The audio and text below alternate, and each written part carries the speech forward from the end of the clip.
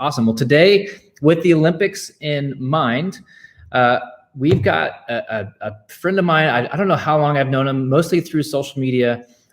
This guy actually was an Olympian. So this man was an Olympic bobsledder in the Winter Olympics. He's a college football player. He's an entrepreneur. He's a speaker. He's a teacher. He's a husband. He's a dad. Ladies and gentlemen, welcome to the Monday Mindset. Mr. Johnny Quinn, got the Olympic shirt rocking. I love it. Johnny, how we doing, man? Hey, good morning, Kevin. So good to sync up with you and be with the Monday Mindset team. Absolutely. So I just asked Tracy, we were talking about the Tokyo Olympics. Did you have a favorite moment from these Olympics? So I'm attracted to track and field. I ran track in college, and so I always kind of gravitate towards that competition. And the 400-meter hurdles for both the men and the women, to see world records set and just incredible performances across the board. But I think the 400-meter hurdles were my favorite race to watch in the Olympics. Well, and I don't know. I think it might have been hurdles. To set a world record and lose. I mean, silver's great. Like, obviously, nobody. But it's like you run the race of your life, right? And you still. I mean, it's just track and field. The intensity that those athletes have, right? Like the effort and it's something to watch a human competing at that level, moving that fast, that amount of just force and effort and energy. Like it's pretty wild. And the hurdles, I think one of them, somebody who ran the hurdle, I don't know if it was a winner, but like they would have finished like top 5 in just a regular 400 meter. Yeah. To see not only the world record to get broken, but by multiple people, and you're not taking home a gold, right? You're taking home a silver and a bronze. But up to that date, you smashed the world record. It just happened to be the gold medalist, dropped it even further. So, the track was fast.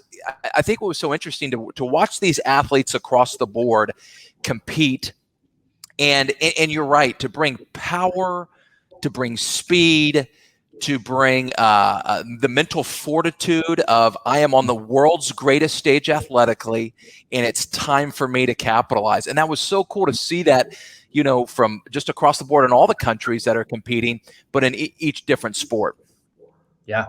And it's, obviously to your point, these are world-class athletes. Like these are the best athletes on the planet, right? They're not there on accident. They're also world-class in terms of their mental game.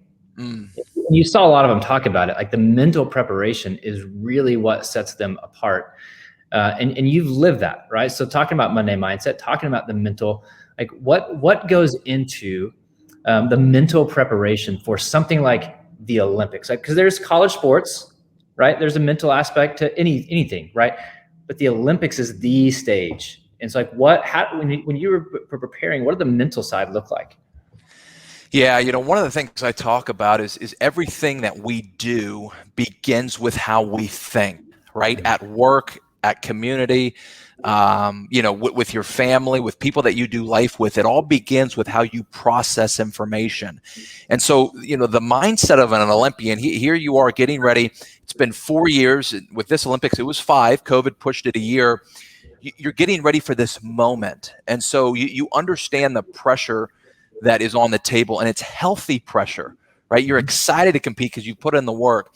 But, it goes back to when I competed in the 2014 Winter Olympics in Sochi, Russia, is I needed to know, what time of the day are we racing?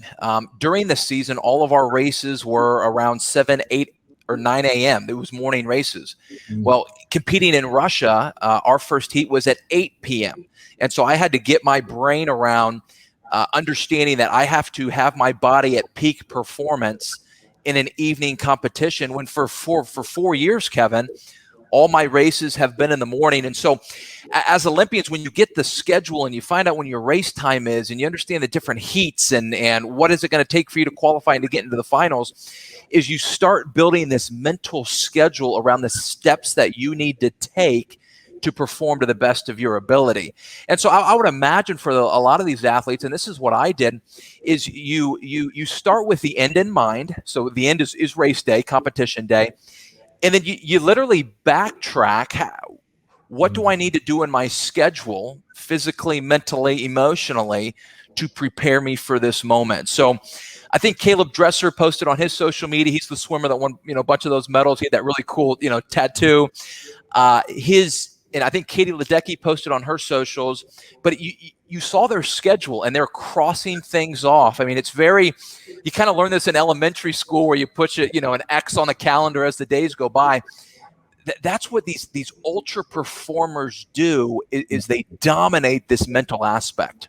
Yeah, that's so good. And you hit on something really interesting there. Two things that are kind of tied. One, this year was delayed, right? And so, mentally dealing with, you were ramping up for 2020. Oh, I got to wait another year, which is another year of wear and tear on your body and your mind. But two, I thought I had never considered how you train versus what performance actually is, meaning you train in the morning, right? Your races were morning. It changes evening. And for some people, that probably takes them out. Sure. Right? It's like, oh gosh, I didn't prepare for this. Like, no, okay, I know it's evening. Now my body won't perform. Yeah. But to adjust. So talk about that a little bit in terms of how do you adjust to changes, unexpected changes from a mindset standpoint? Good point. So let's take COVID for an example, because just, the Olympics, COVID ruined a lot of things and postponed and canceled.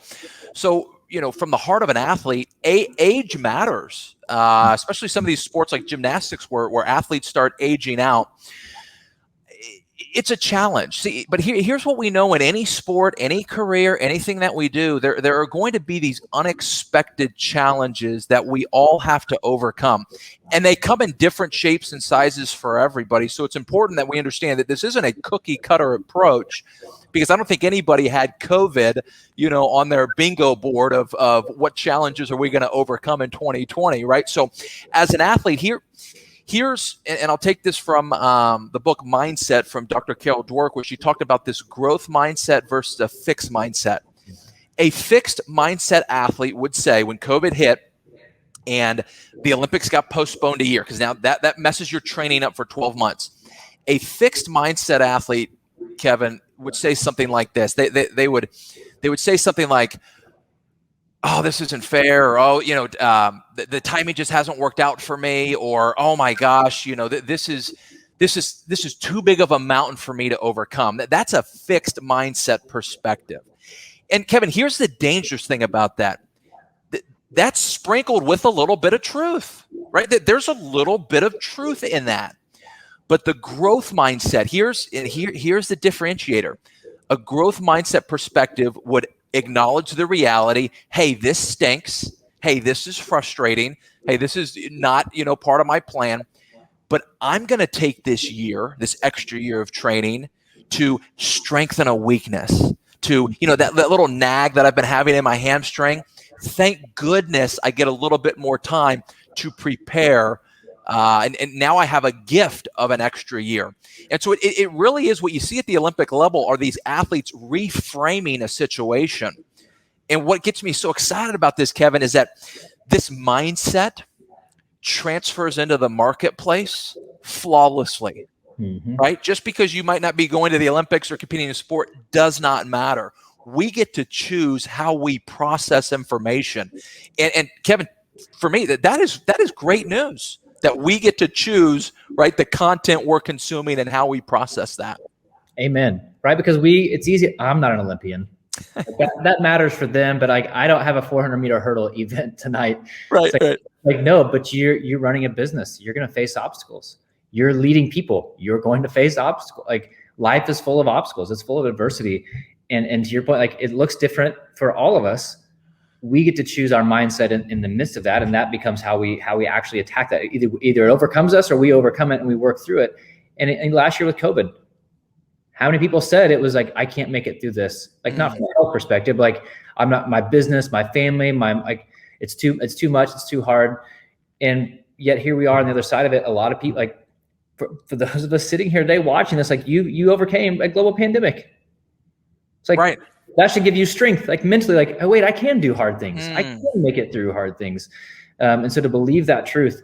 So for you, played college football at a high level, played at North Texas, which has changed a little bit. Yeah. It was there last week. You were there last week. I saw the pictures. Awesome. Unbelievable place, doing unbelievable things, building on the foundation, obviously, that you set there.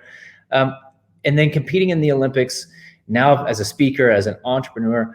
At what point in your life did you realize that mindset mattered?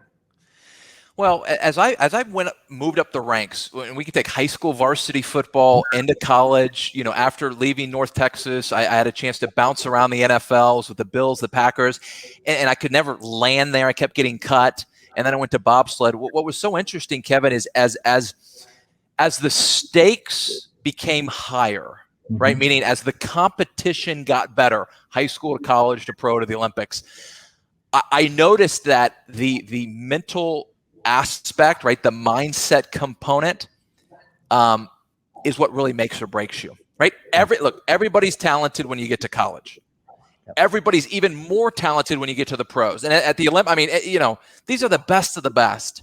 And so what separates you is your mental framework. And so, one of the things that I do, Kevin, and I kind of sum it up into two words is, and this is what I'm always doing, even now in business, is I'm always looking, here it is I want to borrow wisdom, right? I want to learn from men and women who are 2, 3, 4, 5 steps down the road that I'm going, whether it was sport, whether it's now in business as a speaker, entrepreneur, and I want to borrow their wisdom.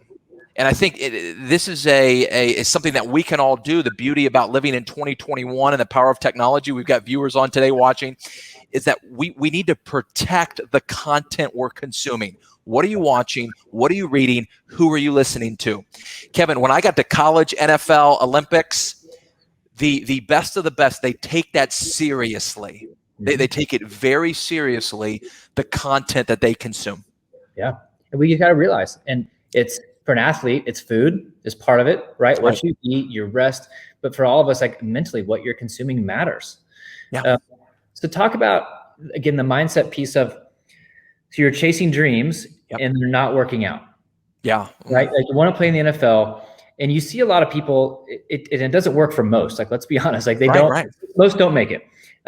And that's, one, it's difficult. It can be defeating. It can spiral, right? And because their identity was wrapped in that, you kept getting up and kept finding the next thing, kept competing, whatever competition looked like. It didn't have to be the Olympics, but you transitioned to that and then to business. So how did your mindset enable you to not be overwhelmed? And for people listening, like not to be overly dramatic about it, right? It's like perspective helps. Like, okay, I don't get to play football, but right. When you put your life into that, it hurts, and it's okay for that to hurt. But how did that not overwhelm you to where you were able to get up and keep fighting? Well, it was interesting that when I entered the NFL, I was an undrafted free agent. I'm with the Buffalo Bills. I signed a 3-year deal, $1.2 million. I mean, I am fired up to be in Buffalo, New York, right? This dream has come true. And then I get cut. And, Kevin, at that point, I've always been good at football. And when that got taken away, right, somebody came in and said, hey, in my perspective, you're not good enough to make this organization. And they cut me. Job gone, opportunity gone, contract gone. That was very, very difficult, right? I'm 20. I guess I'm fresh out of college, so I'm 23 years old at the time. Very tough to handle. Kevin, at that point, that's when I became an avid reader. Believe it or not. Here's what I needed to find out. Seriously. I needed to know are there men and women in history, right, that, again, I'm a 23-year-old here at the time, that have overcome a massive failure, right? Because to me, I lost my job. I lost $1 million contract at 23 years old. Can people come back from that, right? And here's what happened, Kevin. As I started reading and understanding people's stories of people who have come before me, what I started to realize is I'm actually kind of on this linear progression to future reward, because you have to have these setbacks to overcome. And so what it did is it gave me that stamina to keep fighting for my dream. Now, I'll tell you this. When football was done for me, right, I ended up getting cut 3 times. I blew out my knee. And at that point, I realized, okay, the door is closed. I mean, nobody can find a football team. I look like damaged goods on paper. So now I am at this career transition, and bobsledding comes on my plate. And I'm from Texas. We don't really have any snow, in Texas, except last February we had a week of, it was crazy. But when an unexpected opportunity presented itself, and for me it was bobsled, I was ready. Right? I didn't know when it was going to come. I certainly didn't know what in the world it was going to look like. If you told me growing up in Dallas, Texas, that one day I'd be a bobsledder for the United States of America, I'd say you're crazy. But Kevin, this is huge. When an unexpected opportunity presented itself, I was ready. And so that's what I would challenge our listeners is, as we navigate out of 2020 into 2021, there's still all this unknown. Let's, to the listeners here, are you available for unexpected opportunities? Are you looking for unexpected opportunities? And that was a big pivot for me. Well, and I love that. And there's a wisdom in knowing when it's over. Yeah. There's wisdom in sticking with it, right? Knowing when to stick with it and keep driving and keep getting up, and when to say, man, that one, it's past, and that's okay. What's next? Yeah. So that you're not to stop living in the past, to stop living in what could have been. Say, well, what's the next thing for bobsledding? Sure. Why not? And to have the openness and the willingness. I love that. When is, do you have a memory of when your mindset worked to your disadvantage, when it actually held you back instead of powering you forward? Well, as I look back on my career now, and I was telling Tracy this, I turned 38 this year, so I've got a little bit of life under my belt, right, of ups and downs that I can dig back on and look back. Looking back now, Kevin, I didn't mourn those losses in a healthy way, or as much as I should have, and I can see that now later in life. Right. And I think what was interesting is that when I made the Olympic team, when they said Johnny Quinn was on the roster, and we were in Austria at the time, it was midnight in Austria. They named the Olympic team about 5 p.m. in Colorado Springs. And so I'm on this conference call. I hear my name. Kevin, what it did is as I looked back in time at that point, what happens is it took the chaos.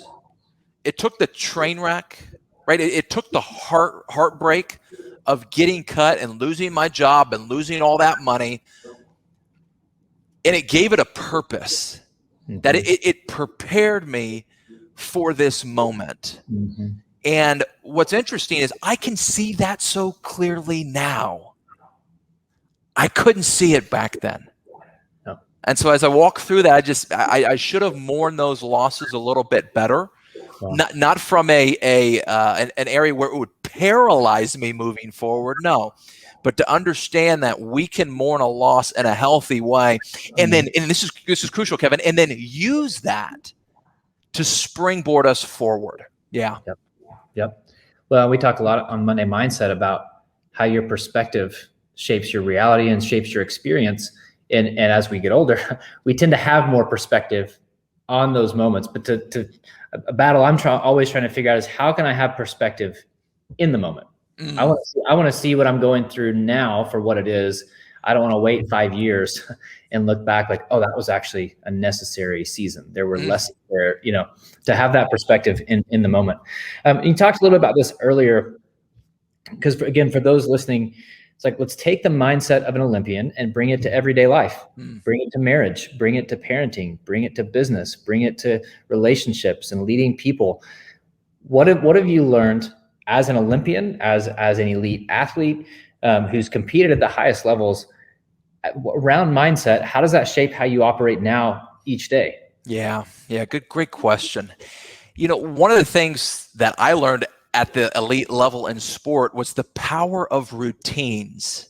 And we're always kind of doing a diagnostic on, is this a healthy routine or is it unhealthy? And I got this concept from a book called The Compound Effect by Darren Hardy, and he talks about these two bookends. And so if we take our day, for an example, when we get up in the morning, that's a bookend. And when we go to bed at night, that's another bookend. And sometimes what happens during the day it can be out of our control, right? We get pulled in so many directions. Have you ever at the end of the day gone like, oh my, what happened today? That flew by. Oh my gosh, did I do anything, productive? What I realized, and we did this in sport, and this transfers over great into the marketplace, and this is what I do every single day in business, is, Kevin, I control my bookends. And so I have a morning routine when I get up in the morning, and I have an evening routine right before I go to bed. I did the same thing in sport. And what that does is it puts us on it puts me on a path to be most productive for the day. So when I was getting ready for the Olympics, the path was, I need to maximize my time in the weight room. I need to make sure I'm hitting my sprint numbers. I need to make sure that, I'm fueling my body properly. Kevin, in business, what is it? It's making sure I'm getting my sales calls in for the day. I'm doing my follow-up list. I'm out in the community, building my business. And so I'm taking these hallmark things we did as an athlete and apply it to business. And here's the cool thing. I'm seeing exponential growth. And that's what you want, right? That's what we want to see is this actually working? Is there a life there? Is there growth? And so the big one that I've been able to transfer over, and I think anybody can do this, is having some routines in place. Yep. And it's, as a person who hates routines, but it's I cannot express enough like the freedom, confidence that routines give you. Like it's this the stability, the centering, right? Because life's crazy. We have a lot of stuff thrown at us. If you can center yourself, and I love that you said evening routine. Yeah, we talked about that a few weeks ago with Jeremie Kubicek. It's everyone talks about morning routine, right? How you start your morning is how your day goes, whatever. And I believe in morning routines. We don't talk enough about evening routines, and we tend to carry over the bitterness or frustration of the day into our sleep. And so I love that's so good. All right, wrapping up. What are you working on right now? Like, what are you most excited about right now? Well, I'm excited for the future. I think with what everybody experienced last year and into this year, worry, stress, and anxiety has been at an all-time high. I couldn't think of a better time for any organization, any association, any nonprofit, any school that is ready for high-octane, positive, powerful content to get them back on track. And so as a keynote speaker, I am thrilled for this slingshot opportunity as I see light at the end of the tunnel. I really do. I'm excited for the future of what that looks like. What I love about, us getting kind of thrown in this virtual landscape that we're doing right now, I don't see virtual going away. I see it enhancing live events. And so I see the future as extremely bright. Yeah. Amen. And it's, it's funny. For people like us, right? Last year people don't feel a whole lot of sympathy, I don't think. and that's okay. But it's like when stages go away, and that's a significant portion of how you provide. Yeah. I mean, there are people who didn't make it. Like, I don't mean like COVID didn't make it. I mean like COVID business didn't make it. From a speaker world, it's like we would see them in airports or like conferences, and they didn't adjust, they didn't adapt, whatever. Yeah. And people ask like, well, how'd you get through last year? It's like Zoom. I don't love it. Yeah. I love it, but it works. It's good enough. And it allows us, yes, stages are awesome, and thankfully they're coming back, right? It's so good to be in person with people, but technology complements that and allows us to work with more people. All right, listeners, if you want to bring a couple things, if you want to bring Johnny to your event, go to his website. Tracy's getting ready to pull it up. Bring him to your event. Bring him, do whatever, like workshop, keynote, retreat. Like, go to his website. Bring him in. Your team will be better for it. Like, and if you don't, then I don't know, email him and complain. There you go. That's a great sales pitch, right? But your team will be better. I've like followed Johnny's stuff for a long time. There's a lot of just speakers. and there are a few that make you better and that actually care about, like, truly care about serving people and live the message. He's lived it, and he continues to live it. So bring him out, buy his book, Push, Breaking Through Barriers. It's anywhere you want to buy a book, you can get it. One of my favorite stories was I was walking in, and maybe he's listening today, Keith Riggs, head football coach at Jinx Trojans, Jinx High School, Jinx, Oklahoma, my alma mater, walked in to speak with his staff last year, and there's Johnny's book sitting on the desk. Love it. I was like, oh, Johnny Quinn, do you know Johnny? He's like, oh, I love this book. I was like, great. So it's like, I love those things, right? To go places and realize that we're not competing. We're all complementing and working together we're all running after the same things. That's right. Trying to help people get better. And there's plenty of leaders and teams and organizations who need that. So if you need insurance in the Dallas, call Johnny, go to his website, give him your business. He will take care. Like he brings this mindset into life. That's right. Right. So I love it. Tracy, do we have any questions coming in? We do have a couple. I have one first. Okay. This is fascinating. I've loved this 30 minutes or so. So a lot of people, we work with personality types. We call it the 5 voices here. I know a lot of people would say, well, Johnny, look at him. I mean, he was probably born this way. He's just dogmatic and enthusiastic. I bet he's just like a born winner. What do you say to people like that who say, well, I don't really have that kind of a mindset? Well, you should go back and look at my high school photos, right? It's been a transformation over the year. I think that's one of the hardest parts in this social media world we live in, is that we see everybody's highlight reel and it thinks, oh, they've got it right. They've got the perfect spouse, the perfect amount of kids, the perfect career. Listen, it's a battle for everybody. I would say what we want to have is we want to have that mindset, and this is just so in line with today, is that tomorrow can look different, but you have to choose, right? And every morning when you get out of bed, you get to make that choice. And the reality is the ultra performers in life, the men and women who find a way to get the job done with the current resources available, they make that choice every day. Yeah, I love it. Because they're not special. I don't mean that negative. No, they're not making a choice. They're doing the right thing. Yeah. And it's laying that healthy brick one by one. It's like compounding interest, right? One by one by one by one. And then you look up, 20 years, like, oh my gosh, you've got all this there. So it's building every day. Yeah, absolutely. That's great. Here's a question coming in from Micah. He says, you mentioned the compound effect. What are some other of your favorite books on mindset and or leadership? Yeah. Besides yours. No. So I like Mindset by Dr. Carol Dweck. Fantastic. Growth Mindset versus Fixed Mindset. It's a good one. I really like Atomic Habits by James Clear. Probably one of my top 3 all-time reads. He's a brilliant guy. Follow his newsletter. I mean, he the way he articulates things, he doesn't waste time. That's a great one. So those are the 3 that I would start with: Compound Effect, Mindset, and Atomic Habits. And those 3 will put you on the right path. Perfect.